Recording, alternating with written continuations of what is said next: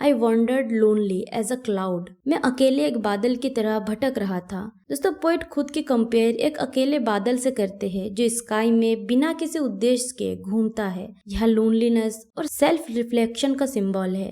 That floats on high over wells and hills, जो घाटियों और पहाड़ियों के ऊपर ऊंचाई पर तैरता है। बादल का तैरना एक शांत, सेमलेस और इंडिपेंडेंट अप्रोच को शो करता है। When all at once I saw a crowd, जब अचानक मैंने एक भीड़ देखी। दोस्तों यह लाइन उस अनएक्सपेक्टेड जॉय को एक्सप्रेस करती है जो कुछ ब्यूटीफुल व्यू से होती है। A host of golden daffodils, सुनहरे गोल्डन डैफोडिल्स का एक ग्रुप। दोस्तों होस्ट वर्ल्ड फ्लावर्स की अबंडेंस एंड यूनिटी को शो करता है और जो गोल्डन हैप्पीनेस वार्मथ का सिंबल है। Beside the lake beneath the trees, झील के किनारे पेड़ों के नीचे। दोस्तों यहाँ एक शांत और नेचुरल सीनरी पिक्चर्स को प्रेजेंट करता है। Fluttering and dancing in the bridge, हवा में फड़फड़ाते और डांस करते हुए। दोस्तों फ्लावर्स को लिविंग फॉर्म में दिखाने के लिए पर्सोनिफिकेशन का यूज किया गया है जिससे वे फुल ऑफ जॉय अपरेंट होते हैं। Continuous as the stars that shine, जैसे स्काई में स्टार्स लगातार चमकते हैं। दोस्तों डैफोडिल्स को स्टार्स से कंपेयर करके उनकी इन्फिनिटी इन डिवाइनिटी को शो किया गया है। And twinkle of the milky way, और जो मिल्की वे में चमकते हैं। यह कंपेयर फ्लावर्स को मैजिकल और अमेजिंग प्रॉपर्टीज प्रोवाइड करती है। They stretched in never ending line, वे एक अनंत रेखा में फैले हुए हैं। दोस्तों पोएट कहते हैं कि यह हाइपरबोल फ्लावर्स की वेस्टनेस और पोएट पर उनके इफेक्ट को एक्सपोज करती है।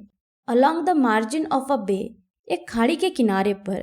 दोस्तों यह लाइन नेचर की शांति और ब्यूटी को जमीन पर उतारती है। 10,000 सो आई एट अ ग्लांस, मैंने एक नजर में 10,000 देखे। दोस्तों फूलों के नंबर्स पोएट को शॉक्ड कर देती है जिससे उनकी इमोशंस और गहरी हो जाती है।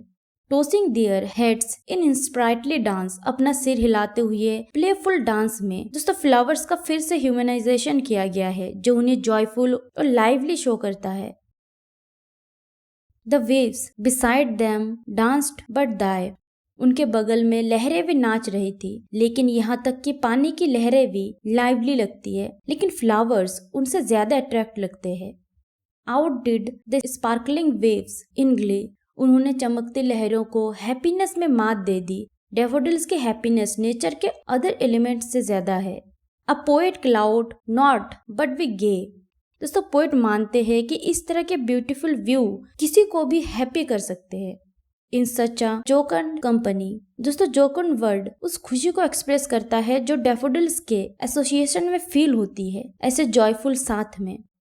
आई gazed and gazed but little thought, मैं देखता रहा और देखता रहा लेकिन कम ही सोचा। गेज्ड, दोस्तों गेज्ड के रिवीजन से पोएट के वंडर और सेंस में डूबने को शो किया गया है। What wealth the show to me had brought, इस सेंस ने मुझे क्या वेल्थ दिया। दोस्तों यह wealth emotional and spiritual prosperity को पॉइंट आउट करता है जो इस एक्सपीरियंस से मिली है। For often when on my couch I lie, कई बार जब मैं अपने सोफे पर लेटता हूँ। दोस्तों पोएट उस मोमेंट को याद करता है जब वह अकेला होता है और थॉट्स में खोया होता है। इन वैकेंट और इन पेंसिव मूड, इम्प्टी या रिफ्लेक्टिव मूड में।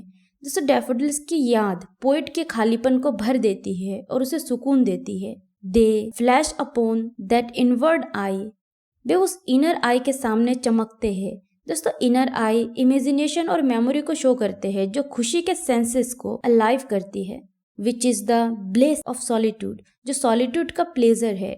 दोस्तों यह लाइन शांति और स्पिरिचुअल प्लेजर का इम्पोर्टेंस बताती है। And then my heart with pleasure fills, और तब मेरा दिल खुशी से भर जाता है। दोस्तों डैफोडिल की कमेमोरेशन पोएट के दिल को खुशी से भर देती है।